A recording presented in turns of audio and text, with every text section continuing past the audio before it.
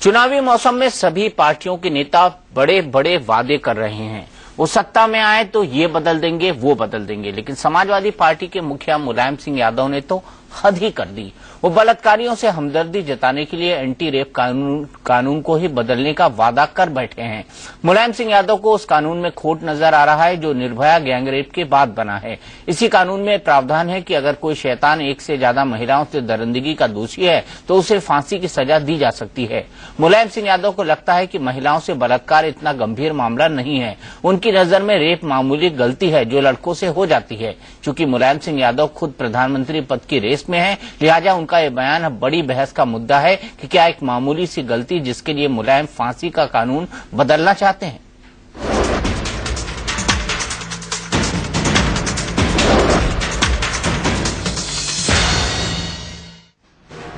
क्या रेप में फांसी दी जाएगी? 3 लड़के हैं, गलती हो जाती है। ये मुलायम सिंह यादव के नए समाजवाद का खाका है जिसमें रेप को लड़कपन की गलती माना जाएगा और बार बार रेप की गलती करने वालों को भी मौत की सजा नहीं दी जाएगी। अब दोस्ती है लड़के लड़कियों, अब बाद में उनका मतभेद हो गया और मतभेद जब हो गया, वोट के लिए नेता किस हद तक जा सकते हैं, ये उसकी नई मिसाल है। मुरादाबाद में मुलायम सिंह यादव का मन बलात्कारियों पर इस कदर मुलायम हुआ कि उन्होंने दिल्ली की सत्ता पर काबिज होते ही बलात्कार के खिलाफ बने नए कानून को बदल डालने का वादा भी कर दिया। वो कहते मेरा साथ रेप हो गया, अब दोस्ती है लड़के लड़कियों, अब बाद में उनका मतभेद हो गया और मतभेद जब हो गया तो लड़की जाके ब्याह देती कि मेरे साथ रेप किया। अब बेचारे को 3 को फांसी हो गई। क्या रेप में फांसी दी जाएगी? 3 लड़के हैं, गलती हो जाती है तो 3 को भी फांसी दे दी बम्बई में।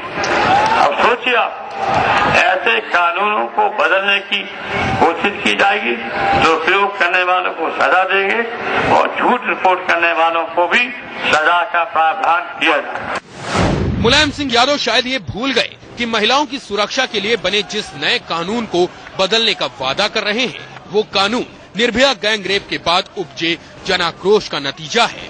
उन्हें तो बस इतना याद है कि हाल ही में मुंबई की अदालत ने शक्ति मिल कंपाउंड गैंगरेप मामले में 3 दोषियों को फांसी की सजा सुनाई है, जिससे उनकी आत्मा कांप उठी। महिलाओं की अस्मिता पर हमला करने वालों को बढ़ावा देने जैसा काम करने के लिए मुलायम सिंह यादव की जितनी भर्त्सना की जाए वो कम है। जो उन्होंने कहा है नेशनल कमीशन फॉर विमेन उसका संज्ञान ले और उनके खिलाफ FIR दाखिल की जाए नए कानून के तहत। छोटी बड़ी गलती नहीं है, ये मूल्यहीनता है, अमानवीयता है। महिलाओं को पूरा अधिकार है उसकी खिलाफत करने का। किसी की जान लेते हो और किसी के साथ घोर बलात्कार करते हो तो उसको तो हम कभी मुक्त नहीं करा सकते, उनको कभी नहीं कर सकते। मुझे पता नहीं मुलायम सिंह ऐसी बातें कह रहे हैं तो फिर मुझे लगता है उनकी चुनाव में दुर्दशा होने वाली है। बलात्कार के आरोपियों से समाजवादी पार्टी की हमदर्दी नई नहीं है। मुलायम सिंह यादव से पहले समाजवादी पार्टी के महासचिव और राज्यसभा सदस्य नरेश अग्रवाल भी अपनी ऐसी सोच बयान कर चुके हैं। मुझे ये सूचना मिली है तमाम बड़े बड़े अधिकारी अपने यहाँ महिला PA नहीं रखना चाह रहे हैं, महिला असिस्टेंट नहीं रखना चाह रहे हैं। हर एक को डर हो गया, पता नहीं कब किसके ऊपर कौन सा आरोप लग जाएगा। हम लोगों ने उसी समय कहा था जब लाया जा रहा। फर्क सिर्फ इतना है कि नरेश अग्रवाल ने रेप की शिकायत दर्ज कराने की हिम्मत दिखाने वाली महिलाओं को कटघरे में खड़ा किया था, जबकि मुलायम सिंह यादव बलात्कारियों के साथ रहमदिली दिखा रहे हैं। क्या रेप में फांसी दी जाएगी? 3 लड़के हैं, गलती हो जाती है तो 3 को भी फांसी दे दी बम्बई में। अब बड़ा सवाल ये है कि मुलायम सिंह यादव जैसा वरिष्ठ नेता आखिर बलात्कारियों से हमदर्दी जताकर क्या हासिल करना चाहता है? क्या वो बलात्कारियों को ये संदेश देना चाहते हैं कि उनके राज में रेप को संगीन जुर्म नहीं माना जाएगा? क्या इससे बददिमाग और कुंठित मानसिकता वाले नौजवानों को बढ़ावा नहीं मिलेगा? Avinash Kumar, Moradabad, India news.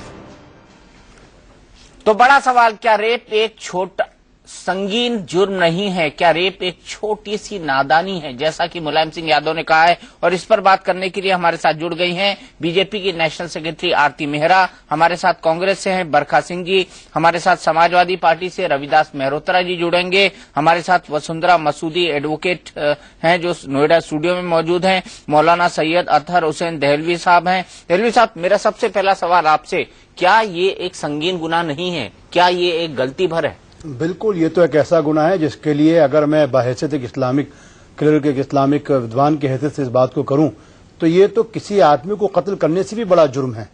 और इसीलिए इस्लामी कानून इतना सख्त है कि अगर कोई आदमी इस तरीके की हरकत करता है तो उसको कहा गया तो उसको संसार कर दिया जाए या कोड़े मार के उसको जो है जिंदा इस तरीके से मार दिया जाए।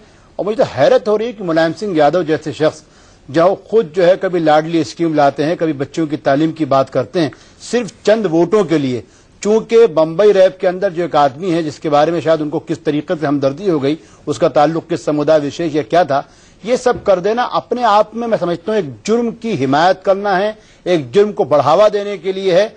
और इसके लिए मुलायम सिंह यादव को शीघ्र माफी मांगनी चाहिए, ये कहना चाहिए हाँ मुझसे एक बहुत बड़ा पाप हुआ है। वसुंधरा जी, क्या कानूनी कार्रवाई हो सकती है मुलायम सिंह यादव पर? जी बिल्कुल, मैं कहना चाहती हूं कि इनके ऊपर नए रेप कानून के तहत एफआईआर दर्ज होनी चाहिए और यदि मुलायम सिंह जी माफी नहीं मांगते तो उनको इस बात का पूर्ण तौर तरीके से इस चीज का ज्ञान होना चाहिए कि जो आधी आबादी है महिलाओं की हिंदुस्तान में, वह उनका तख्ता पलट देंगी। आधी आबादी तख्ता पलट देंगे। आरती मेहरा जी, आप क्या कहेंगे?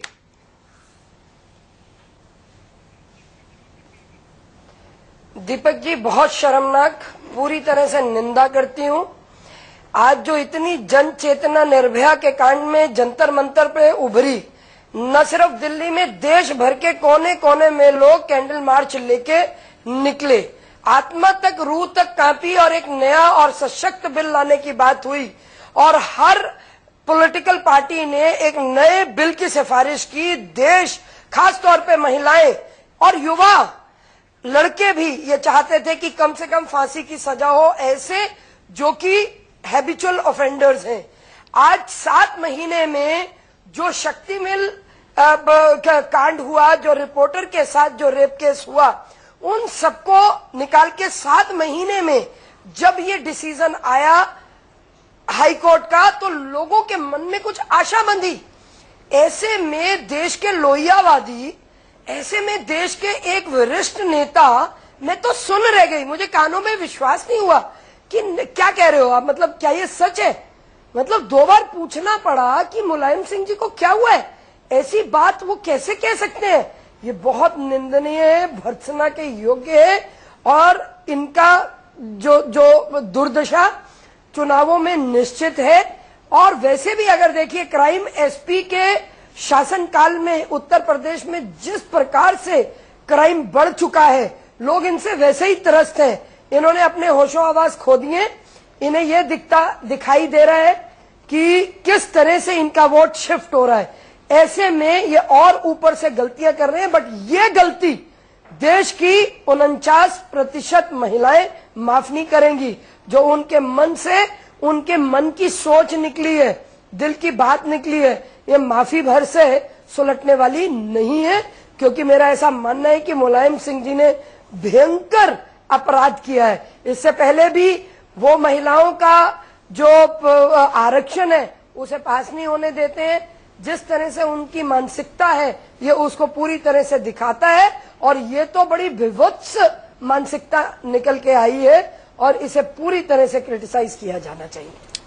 हम अपने दर्शकों को बता दें कि रविदास मेहरोत्रा समाजवादी पार्टी के नेता हमारे साथ जुड़ने वाले थे, लेकिन उनके लिए हमने कुर्सी खाली रखी है क्योंकि रविदास मेहरोत्रा आए, इस कुर्सी पर बैठे और उठकर चले गए। हम चाहते थे कि वो समाजवादी पार्टी की तरफ से अपना पक्ष रखें कि आखिरकार नेताजी मुलायम सिंह यादव ने बयान क्यों दिया है, लेकिन आखिरी वक्त पर वो कुर्सी छोड़कर चले गए हैं। हम चाहते हैं कि उनका नाम भी नीचे लिख दिया जाए कि रविदास मेहरोत्रा जी के लिए ही ये कुर्सी थी और हम उनसे अपील करते हैं कि अगर कहीं वो हमारी आवाज सुन रहे हैं रविदास मेहरोत्रा जी, तो वो वापस आ जाएं और कोई कॉन्टेक्स्ट हमको बता दें कि आखिरकार किस कॉन्टेक्स्ट में नेताजी ने बयान दिया था। और मैं अपने असाइनमेंट को बोलूंगा कि समाजवादी पार्टी के जितने भी नेता हैं सभी को टेलीफोन लगाकर उनका बयान लेने की कोशिश की जाए। मैं एक बार फिर चलता हूं सीधे बरखा सिंह जी के पास। बरखा सिंह जी, आपको क्या लगता है किस परिप्रेक्ष्य में मुलायम सिंह जी ने बयान दिया होगा? क्या ये बयान किसी भी तरह से जायज ठहराया जा सकता है? देखिए दीपक जी, मुलायम सिंह जी की पार्टी पहले ही उनके यहाँ गुंडों, मवालियों, खूनी, डाकू, कत्ल करने वालों को महत्वता दी जाती है और वो सारा उत्तर प्रदेश इस बात को जानता है और पूरी तरह से आज जो हालात वहां के बन गए हैं वो उसके जिम्मेदार हैं। पर इस तरह की बात उनके मुंह से कहना ये अपने आप में वाकई बहुत ही शर्म की बात है। जो अपने आप को लोहियावादी, एक बहुत ही वरिष्ठ नेता है, उनके मुंह से इस तरह की बात आना, मैं समझती हूँ ये पूरे स्त्री समाज के लिए और बल्कि उन्होंने स्त्रियों को, जो उनके घर में भी स्त्रियां हैं, उनको भी उन्होंने कहीं न कहीं बेइज्जत किया है। ये बात कह के रेप कोई, बलात्कार कोई मामूली घटना नहीं है कि बच्चों से हो जाता है। इस तरह की बात कहना अपने आप में बहुत ही शर्म और घृणा की बात है। मैं उन्हें एक शेर कहना चाहती हूँ कि ए खुशी से भरी आंखों एक आंसू भी संभाल के रखना, ए खुशी से भरी आंखों एक आंसू भी संभाल के रखना, बुरे वक्त कभी कहकर नहीं आते। अगर यही हादसा कभी खुदा न खास्ता इनके अपने परिवार में होगा, इनके अपने रिश्तेदारों, अपनी बहू बेटियों के साथ अगर हो जाएगा, तब भी क्या ये यही कहेंगे? दीपक जी, तब भी यही कहेंगे कि मामूली घटना है। आज आधी आबादी देश की जो ये सुन रही है और देख रही है, वो इनको कभी नहीं माफ करेगी। सिर्फ महज वोट की खातिर आप महिलाओं का असम्मान कर रहे हैं, जिन्होंने आपको जन्म दिया है। इसकी जितनी भी ज्यादा से ज्यादा आलोचना की जाए, मैं समझती हूँ कम है। वसुंधरा जी। दीपक जी, अभी हाल ही में दो बहुत ही महत्वपूर्ण वाकयात हुए हैं हिंदुस्तान में। मैं आ रहा हूँ आरती जी आपके पास। बहुत ही दो महत्वपूर्ण वाकया हुए हैं हिंदुस्तान में। पहला कि अभी अभी हिंदुस्तान में बहुत ही हर्ष और उल्लास के साथ नवरात्रे मनाए गए हैं, जहां पे शक्ति की एक रूप मानी जाने वाली माता दुर्गा की पूजा बहुत ही हर्ष उल्लास के साथ देश के हर कोने में की गई है। उसी के साथ पिछले ही हफ्ते अभी हाई कोर्ट की जजमेंट आई है, जो कि शक्ति मिल्स रेप केस में आई है, जिसमें डेथ पेनल्टी को अपहोल्ड किया गया है। उन अभियुक्तों को जो है डेथ पेनल्टी दी गई है। यही मैं कहना चाहूंगी कि एक संदेश है, जो अभी अभी आपने बताया कि यहाँ पे फला पार्टी के एक प्रतिनिधि आकर के कुर्सी पर बैठना चाहते थे, और ये कुर्सी जो है महज भर उस प्रतिनिधि का एक प्रतिनिधित्व नहीं कर रही है, ये खाली कुर्सी। इससे हर एक को सबक लेना चाहिए कि जो भी शख्स, जो भी पार्टी महिलाओं की सुरक्षा के साथ छेड़छाड़ करेंगे या महिलाओं के खिलाफ बात करेंगे, उन्हें कल को केवल कुर्सी ही नहीं छोड़नी पड़ेगी, उनको कल को चेहरा देखना भी आईने में छोड़ना पड़ेगा। उनको चेहरा देखना भी आईने में छोड़ना पड़ेगा। आरती मेहरा जी, इस खाली कुर्सी को देखकर आप क्या कहेंगी? समाजवादी पार्टी से कोई अपने नेता को डिफेंड करने को तैयार नहीं है। मैं तो ये कहूंगी दीपक जी, ये मेरी तीसरी इसी विषय पे पैनल डिस्कशन है। मैंने तो हर जगह देखा कि जहां पे भी एसपी के नेता थे उन्हें सांप सूंघ गया, और यहाँ पे वो पहले तो आ गए होंगे, उन्होंने सोचा होगा कि आज आप चुनाव पे डिस्कशन करेंगे, आज आप बनारस पे डिस्कस करेंगे कि मुख्तार अंसारी वहां पे छोड़ के गए हैं और मोदी के लिए कितनी डिफिकल्ट होगी। जैसे ही उन्हें पता चला कि आज का मुद्दा आपका मुलायम सिंह है, तो वो एकदम निकल लिए। तो वो तो कोई भी सेन व्यक्ति जिसका थोड़ी भी सेंसिटिविटी है, वो इसको जस्टिफाई कोई कर ही नहीं सकता। ये इतना गलत बयान दिया है मुलायम सिंह जी को, ये बहुत बहुत भारी पड़ने वाला है। देखिए, महिलाओं का जो जागरूक हुई हैं, महिलाओं का जिस प्रकार से जितना उनका हिस्सा है नेशन बिल्डिंग में, उस नेशन बिल्डिंग को वो रियलाइज करने लगी है कि हमारा कितना अधिकार होना चाहिए इस पे। तो उस सबको देखते ही हिस्सा है नेशन बिल्डिंग में, उस नेशन बिल्डिंग को वो रियलाइज करने लगी है कि हमारा कितना अधिकार होना चाहिए इस पे। तो उस सबको देखते हुए अब महिला अपनी आवाज उठाती है हर कोने में, और अब इस सशक्त कानून के बनने से उसका भरोसा और जगह है। हम तो इसे और सशक्त करना चाहते हैं कि यूपीए ने इस पे 1000 करोड़ का बजट रखा था इस बिल के साथ साथ, और 1 रुपया भी खर्च नहीं किया, जबकि देशवासियों को यह वादा किया था कि डेडिकेटेड लड़कियों की पुलिस चौकियां होंगी, डेडिकेटेड उनके सिस्टम्स होंगे जिससे कि लड़कियां वहां जा सके और लड़कियां अपनी बयान, अपनी बात को खुले रूप से बता सके। लेकिन फिर भी जो कानून ने उन्हें सशक्त किया है, फिर भी देखा गया है कि लड़कियां आके बोलने लगी हैं। कुछ प्रतिशत डेफिनेटली उसमें बढ़ा है, अभी और बहुत सुधार की जरूरत है, अभी और इंफ्रास्ट्रक्चर की जरूरत है। अगर यूपीए थोड़ी भी सेंसिटिव रही होती तो एटलीस्ट दिल्ली, बॉम्बे और मेट्रोपॉलिटन सिटीज में तो एटलीस्ट उन्होंने इस इंफ्रास्ट्रक्चर जो वादा किया था उसे पूरा किया होता। लेकिन जहां पे विश्वास बढ़ रहा है, जहां पे लड़कियों को इससे बल मिल रहा है, उनके परिवारों को इससे एक सपोर्ट मिल रही है, उसी को आप चैलेंज कर रहे हैं। और आप ये कह रहे हैं छोटी सी गलती है, लड़कों से ये गलती हो जाती है, किसी का जीवन खत्म हो जाए, वो सारा जिंदगी, ये तो बिल्कुल ठीक कि ये तो अभी हुसैन दहलवी जी जैसे कह रहे थे, ये तो मर्डर से बढ़ के है, क्योंकि मर्डर में तो आदमी मर गया, चला गया, लेकिन इसमें तो वो जीते जी मरेगी। जिसकी भी अंदर, महिलाओं के अंदर जो सम्मान है, जब उसको ठेस लगेगी वो तो जीते जी पूरी जिंदगी मरेगी।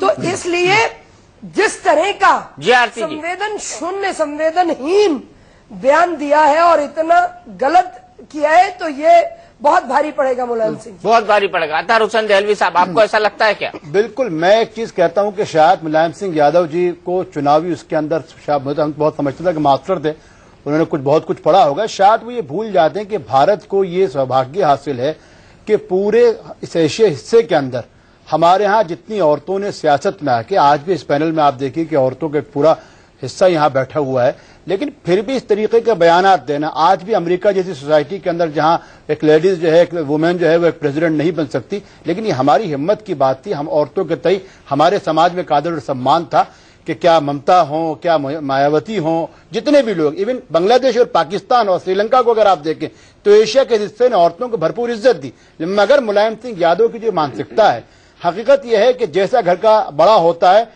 वैसा उसका पूरा परिवार होता है। वो जिस परिवार को, उनके मैं जाति परिवार को नहीं कह रहा, बल्कि समाजवादी पार्टी को अगर आप पूरे दिनों का विश्लेषण करें, उसका आप पूरा ऑब्जर्वेशन करें, तो आपको नजर आएगा कि उत्तर प्रदेश के अंदर क्राइम के अंदर में किसी पॉलिटिकल पार्टी पे जाति हमला नहीं कर रहा, लेकिन वो कहीं ना कहीं लिप्त रहते और उनको लगता है ऐसा करना बहुत अच्छा काम है। दूसरी चीज जो आरती मेहरा ने कही, मैं यहाँ पे कोई पॉलिटिक्स करने नहीं बैठा था, मैं कहता हूं कि इस मुद्दे को हमको औरतों की आजादी, औरतों की इज्जत, उनकी इज्जत नफ्सी, उनके प्रेस्टीज से देखना चाहिए था।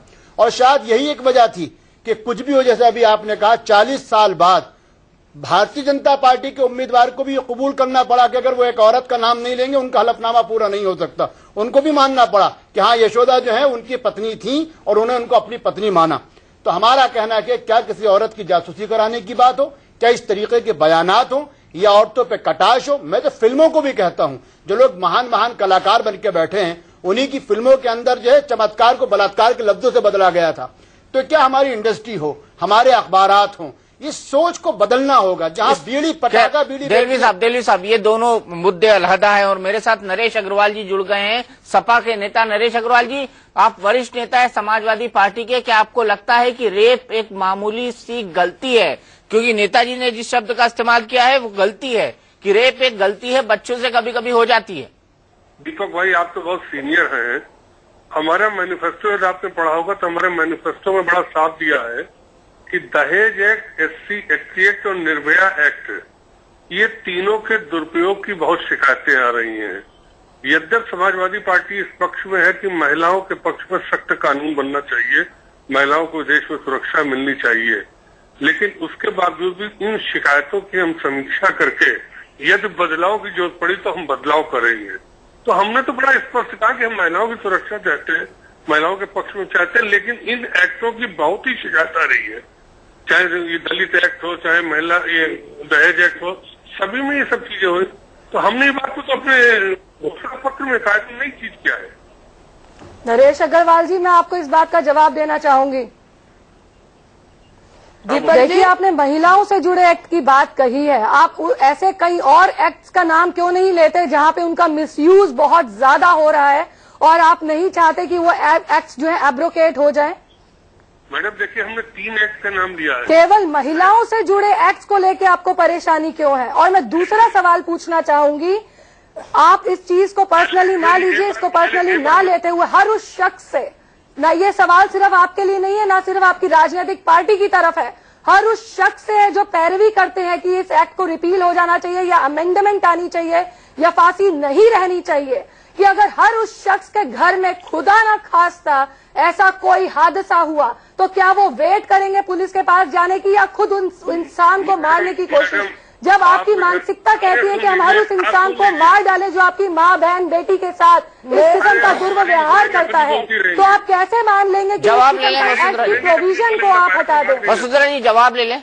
जी नरेश जी, भाग लेता नहीं। देखिए, आप बोलती चली आ रही, आप दुर्भाग्य, भगवान न करे आपके घर में बहू हो और कोई ऐसा पड़ जाए जब आप नामजद हो रहे तब आपको दहेज एक्ट पता लगेगा कि दहेज एक्ट क्या होता है। तभी मैंने आपको नहीं, एक मिनट वसुंधरा जी, एक मिनट वसुंधरा जी, ये जवाब नहीं है। वसुंधरा जी एक मिनट, जवाब ये नहीं है।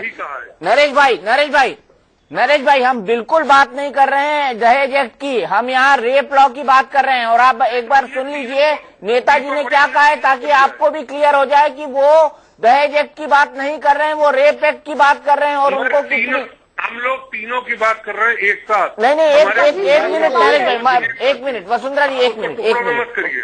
मैं आपसे गुजारिश करता हूं कि नेताजी ने क्या कहा है एक बार सुन लीजिए आप। वो कहते मेरा साथ रेप हो गया, अब दोस्तियां लड़के लड़की, अब बाद में उनका मतभेद हो गया, और मतभेद जब हो गया तो लड़की जाके ब्याह देती कि मेरे साथ रेप किया। अब बेचारे को 3 को फांसी हो गई। क्या रेप में फांसी दी जाएगी?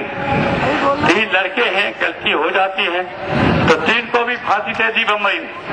अब सोचिए आप, ऐसे कानूनों को बदलने की कोशिश की जाएगी तो उपयोग करने वालों को सजा देंगे और झूठ रिपोर्ट करने वालों को भी सजा का प्रावधान किया जाए। नरेश भाई, सवाल यहाँ पर यह है, लड़के हैं, ऐसी गलती हो जाती है, क्या रेप मात्र एक गलती है? मेरा सीधा सवाल है आपसे।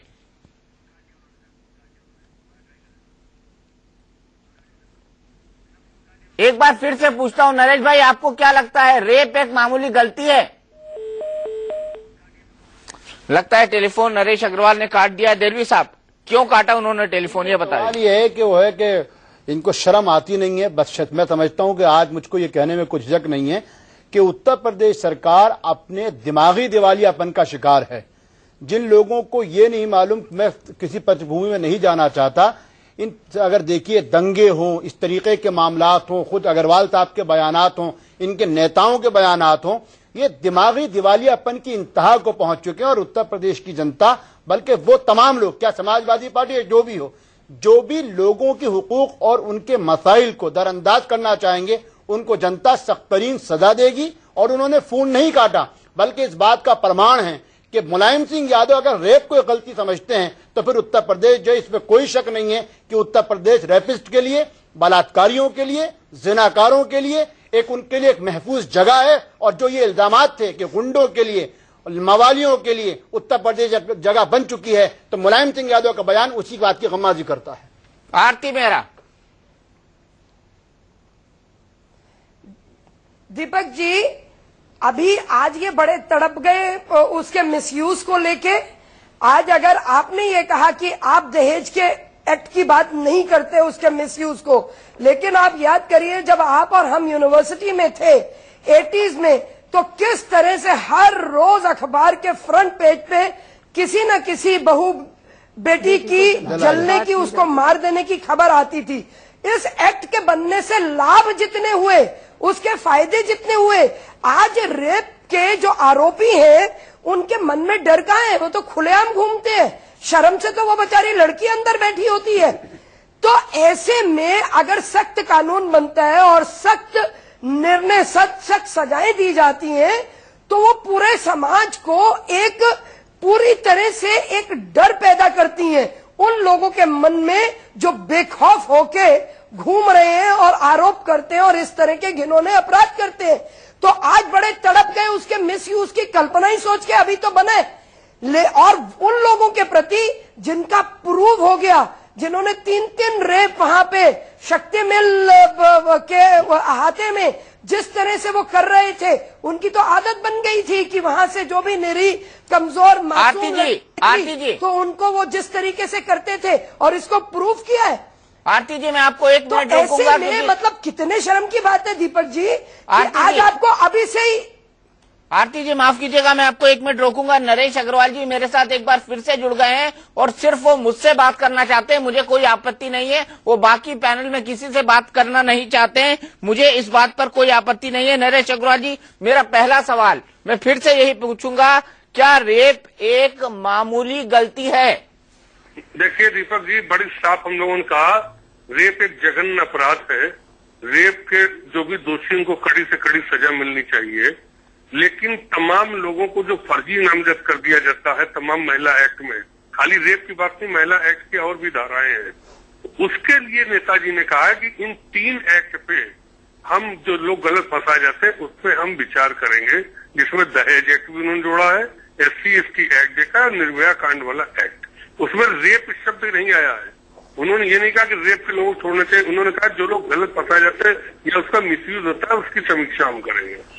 नरेश अग्रवाल जी, मेरे फिर आपसे एक बार विनती है कि नेताजी ने क्या कहा आप सुन लीजिए प्लीज, एक बार चला दीजिए नेताजी ने क्या कहा। नरेश भाई सुन ले प्लीज।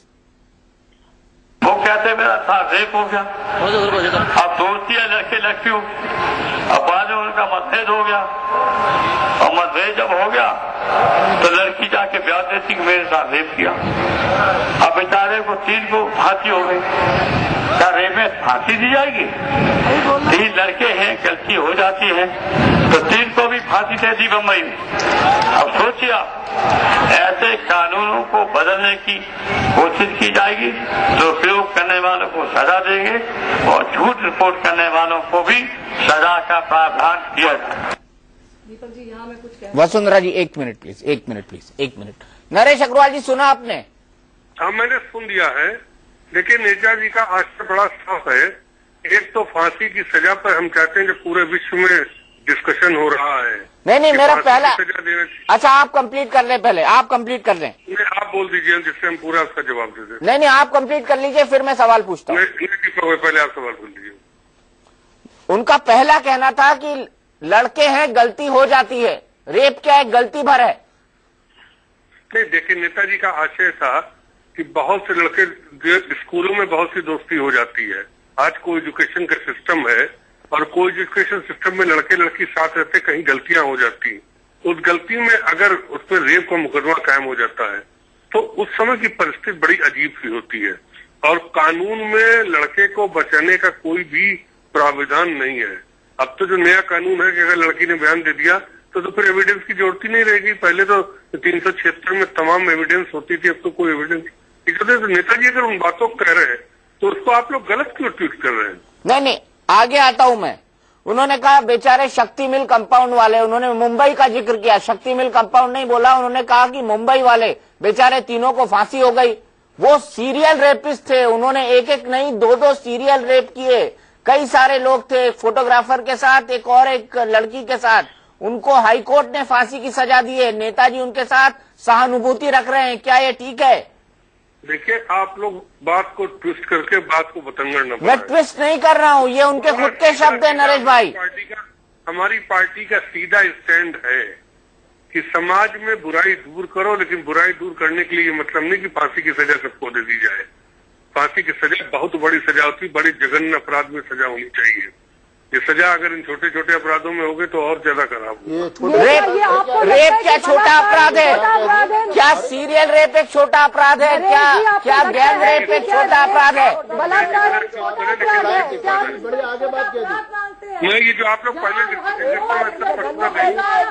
भाग लेना। वसुंधरा जी 1 मिनट सुन ले उनको बैठा लेते हैं जो इसी काम के लिए बैठे कि टेलीविजन में बैठ जाए और बस बाल की खाल निकाले, लेकिन जमीन पर सत्यता तो नहीं जानते। जब महिला आरक्षण का हम लोगों ने विरोध किया तब भी आप लोगों ने टीवी पे इसी प्रकार किया था। 90% महिलाओं ने हमको वोट किया था। तो मैं आप इन डिस्कशन में ज्यादा पढ़ना नहीं चाहता हूँ। नहीं, लेकिन आपने अभी कहा नरेश अग्रवाल जी आपके शब्द, जब महिला आरक्षण का हम लोगों ने विरोध किया तब भी आप लोगों ने टीवी पे इसी प्रकार किया था। 90% महिलाओं ने हमको वोट किया था। तो मैं आप इन डिस्कशन में ज्यादा पढ़ना नहीं चाहता हूँ। नहीं, लेकिन आपने अभी कहा नरेश अग्रवाल जी आपके शब्द दोहरा रहा हूं, मैं अकेला बोलूंगा और कोई नहीं बोलूंगा। आपने कहा ऐसे छोटे छोटे अपराध, तो शक्ति मिल का जो रेप हुआ था, गैंग रेप, क्या वो एक छोटा अपराध था? क्या आप मानते हैं वो एक छोटा अपराध था? नरेश अग्रवाल जी ने फिर फोन काट दिया है। सबसे चारों से रिएक्शन लेता हूँ। वसुंधरा जी आपका रिएक्शन। देखिए दीपक जी, मैं बहुत महत्वपूर्ण बात बहुत छोटे लफ्जों में कहना चाहूंगी। सबसे पहले जो नरेश अग्रवाल जी ने बात कही, ये संदेश जाना बेहद आवश्यक है कि किसी भी कानून के जो मिसयूज की बात कही जाती है, इसमें आदरणीय जो सुप्रीम कोर्ट ऑफ इंडिया है उसका एक व्यू है कि excuse of the misuse of a particular law should not become an excuse for repealing it.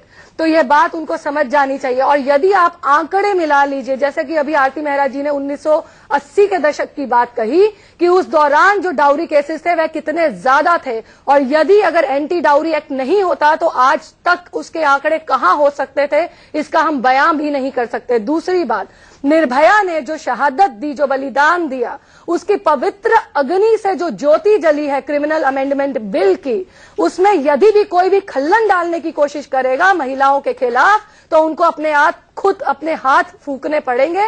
और एक महत्वपूर्ण बात मैं बता दूं कि महिलाओं की भागीदारी के बगैर कोई भी राजनीतिक पार्टी सफलता प्राप्त नहीं कर सकती।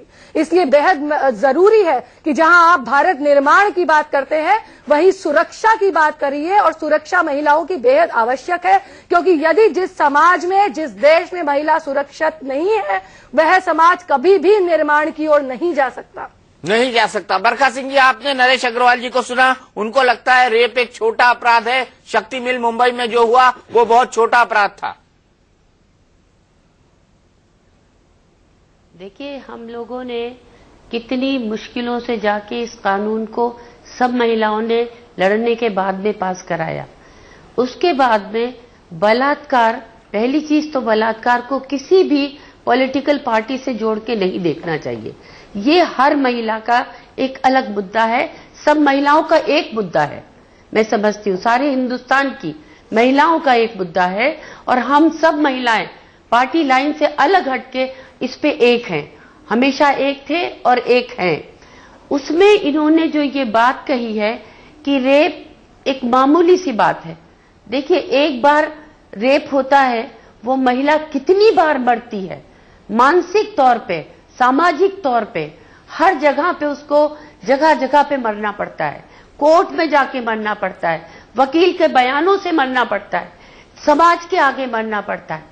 तो इसलिए ऐसे नेताओं की सोच, एक छोटा बताना कि बॉम्बे मिल की घटना, मैं तो समझती हूं इसको उन्हें अपने शब्दों को वापस लेना चाहिए। और इतने बड़े नेता, एक बहुत ही जो अपने आप में बहुत आदरणीय भी रहे हैं एक समय में, मैं ये नहीं कहूंगी, लेकिन इस तरह की सिर्फ महज वोट के लिए औरतों का सम्मान करना, आज हिंदुस्तान में बिना औरतों के कोई काम नहीं चल सकता। अभी नरेश जी कह रहे थे कि 90% औरतों ने उन्हें वोट दिया, तो अगर ये बयान पूरा उनका चलेगा हिंदुस्तान में, तो मैं देखूंगी कितनी औरतें उनको मतदान करती हैं, क्योंकि मतदान करने वाली उनके अपने घर की भी महिलाएं हैं। इसलिए इसको बहुत ये मामूली घटना का बहाना करके छोड़ देना, मैं नहीं समझती हूँ कि कोई ठीक होता है। आरती जी, आपको क्या लगता है? नरेश अग्रवाल जी ने कहा कि शक्ति मिल जैसे छोटे मामलों में अगर फांसी की सजा दी जाने लगी तो फिर क्या होगा?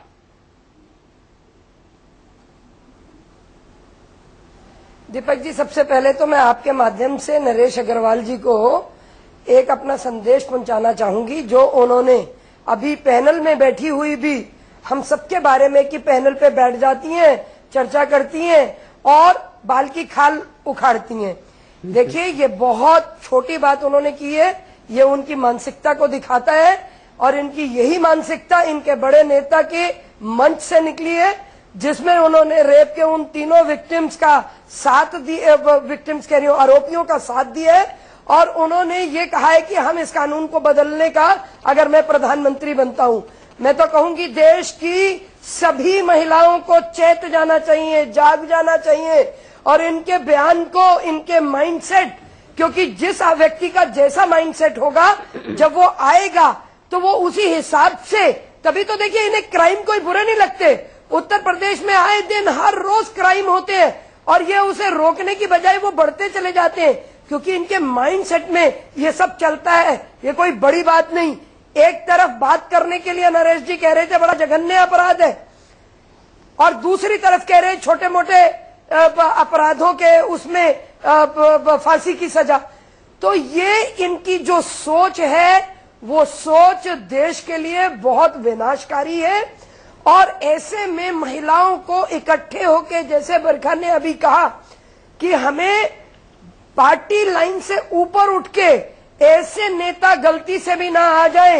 एक बार अभी ये उत्तर प्रदेश के शासन में आए, लोगों ने इन्हें दिल से, लेकिन आने वाले समय में विचारधारा वाले लोग, ऐसे लोग जो संवेदनशील हैं, ऐसे लोग जो जानते हैं, मानते हैं कि कन्या पूजन सिर्फ घर में कन्याओं को पूजने से नहीं होती, जब तक इस देश में नारी का सम्मान नहीं होगा इस देश की पूरी प्रगति हो ही नहीं सकती। नारी को सिर्फ देवी बना के पूजना नहीं है, उसे सहयोगी बना के, उसके साथ उसको पूरा प्रबल करके, उसके लिए सारी संभावनाएं देके, उसे भागीदार बना के राष्ट्रीय निर्माण में उसको साथिन बना के। बिल्कुल आरती जी, मैं आपके पास लौटूंगा।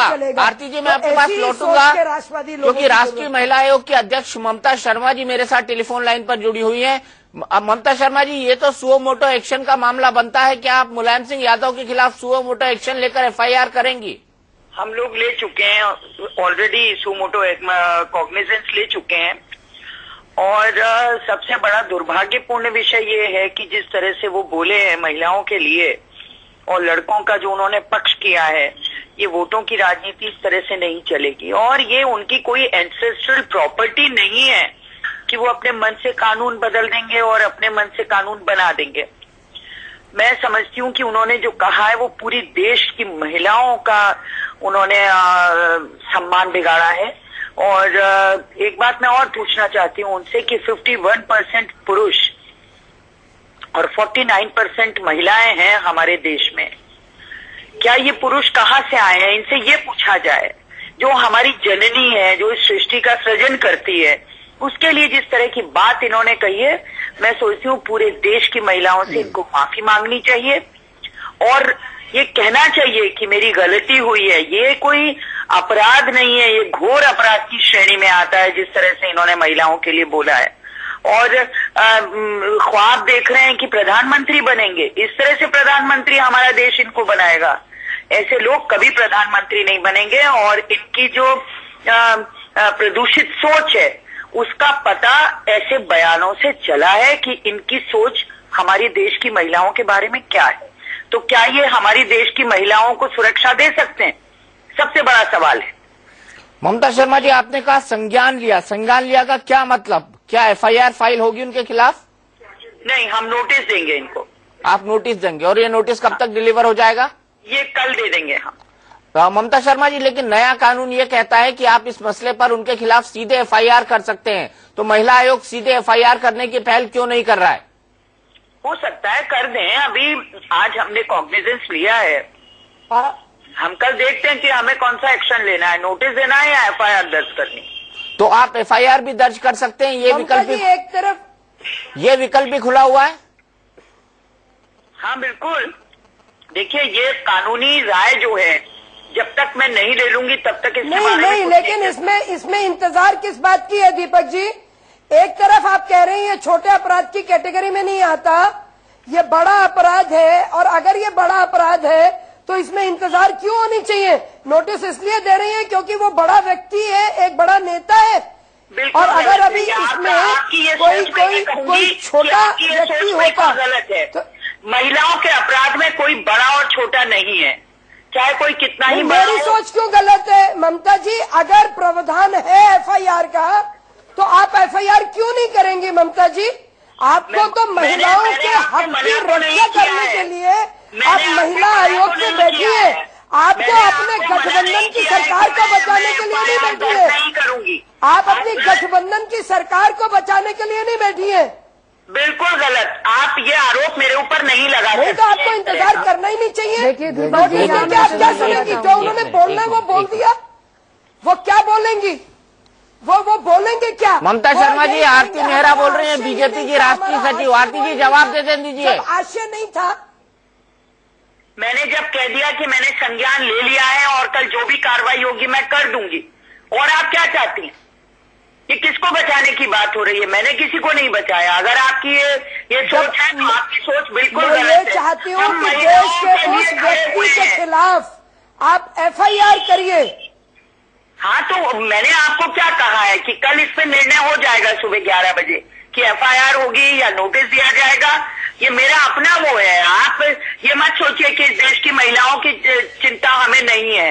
इस देश की महिलाओं की यही तो कह रही हूँ, वो आपका अपना है, क्योंकि आप अपने लोगों से बात करेंगी।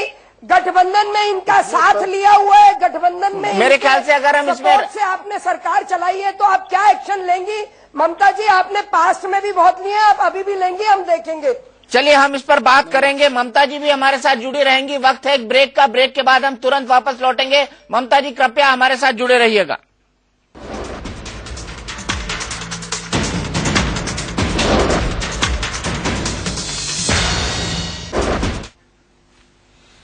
तो हम देख रहे हैं बड़ी बहस। मुलायम सिंह यादव ने आज कहा है कि रेप के बारे में एक विवादास्पद बयान दिया है। उनका कहना है कि ऐसी गलतियां लड़कों से हो जाया करती हैं, तो वाकई क्या रेप एक छोटा गुनाह है?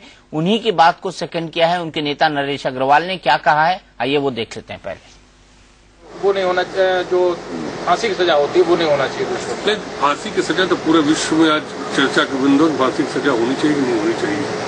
और हम भी इस बात के पक्षधर हैं कि जब पूरे विश्व में फांसी की सजा बंद हो गई तो फिर हिंदुस्तान में क्यों फांसी की सजा?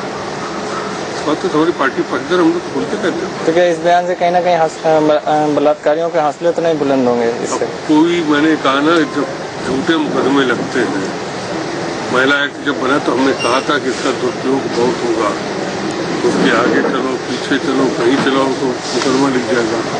हम लोगों ने उसी समय इसकी आलोचना करी थी और कहा था इसको इतनी जल्दी न बनाइए, इस पर डिस्कशन कर लीजिए और एक्ट ऐसा बनाइए कि ऐसा ना कि देश का पुरुष एकदम कमजोर समझने लगे अपने को। तो इस बात को हम लोगों ने कहा था, वही आज भी कह रहे हैं। हमको ऐसा नहीं दो तरीके की बात है। ठीक है, थैंक यू। तो नरेश अग्रवाल भी मुलायम सिंह यादव का समर्थन करते हुए, सीधे मैं जाऊंगा दहलवी साहब के पास। दहलवी साहब, क्या लगता है नरेश अग्रवाल साहब की तकरीर सुन के? बिल्कुल जी, मैं जैसे शुरू में भी कहा कि ये इन लोगों के दिमागी दिवालियापन की एक निशानदेही करता है कि औरतों के तही कि इन लोगों के दिल में औरत जो एक माँ है, एक बेटी है। और मुझे हैरत की बात यह है कि मुलायम सिंह, जिनको लोग मौलाना मुलायम सिंह कह के भी चिढ़ाते हैं, शायद अगर मुस्लिम धर्मगुरुओं के पास जाते, हिंदुओं के पास जाते, उनको मालूम होता है कि एक माँ, एक बेटी, एक बहन, इन लोगों के रिश्ते क्या होते, जिनके बगैर, जिनको अर्धांगनी कहा गया हो, जिसको पैरों के लिए जन्नत कहा गया हो, जिसकी शादी और परवरिश के ऊपर स्वर्ग की बशारतें दी गई हों। औरत के बारे में ऐसा नीच बयान, मैं ऐसा लफ्ज इस्तेमाल कर रहा हूँ टीवी पे, और उनके पूरी की पूरी जो सेना, हमारी यह पुरानी मिसाल है कि जैसा देवता वैसा पुजारी, ये हमने गाँव और कहा सुना करते थे।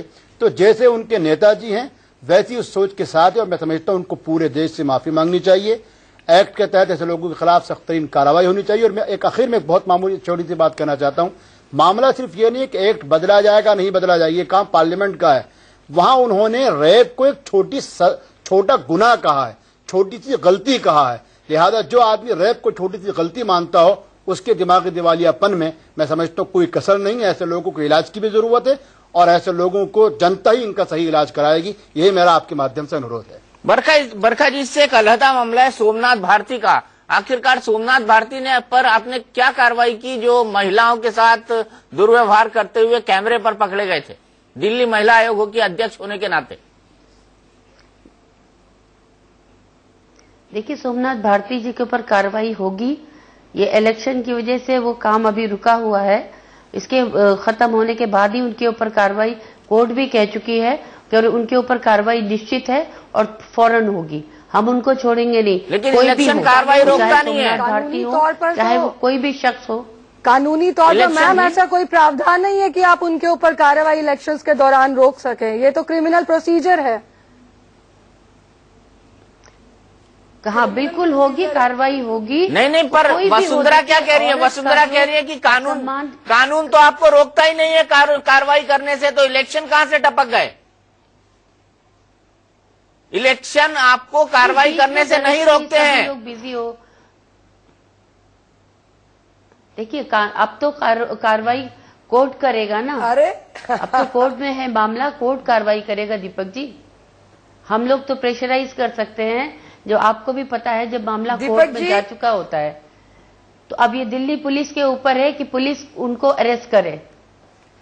कोर्ट ने अपनी तरफ से कह दिया। अब हम इनको जिस दिन कमीशन जाना शुरू कर देंगे, बरखा जी, इनको प्रेशराइज करेंगे कि आप पुलिस से ATR यानी कि एक्शन टेकन रिपोर्ट मंगवा सकती हैं, उन्हें पूछ सकती हैं समन करके कि उन्होंने क्या कार्रवाई की।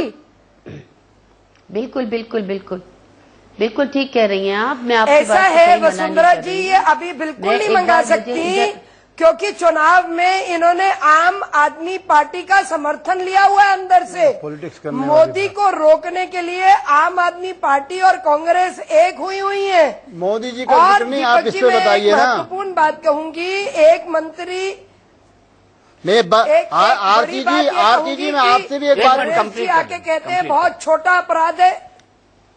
नहीं, पहले बात तो करने दीजिए। बात तो सर इसको कहीं भी राजनीति से जोड़ के नहीं देखना चाहिए। आप इतनी अच्छी बात कर रहे हैं, महिलाओं की बहुत सम्मानित, लेकिन एक बार मुझे बात करने दीजिए। एक नरेश जी ने ये कहा कि नहीं, ये ऐसे छोटे अपराधों के लिए इतना बड़ी फांसी की सजा नहीं होनी चाहिए।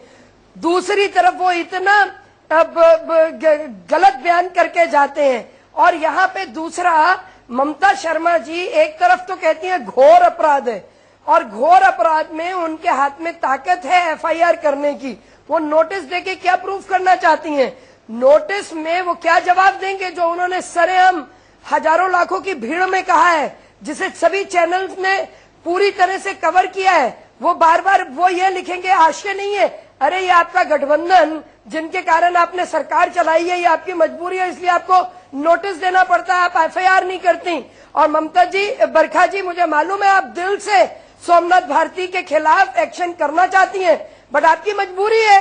आप इन लोगों को सपोर्ट करके मोदी जी को रोकने का काम कर रहे हैं, आम आदमी पार्टी को, लेकिन अब वो रुकने वाले नहीं है। देश बरखा जी एक क्विक रिएक्शन, मेरे पास वक्त नहीं है आरती जी। बरखा जी का एक क्विक रिएक्शन, बरखा जी एक क्विक रिएक्शन। हेलो जी, एक क्विक रिएक्शन आपका। इसमें कहीं भी कोई, जो आरती जी कह रही हैं, हम इसमें कहीं कोई राजनीति नहीं हो रही है।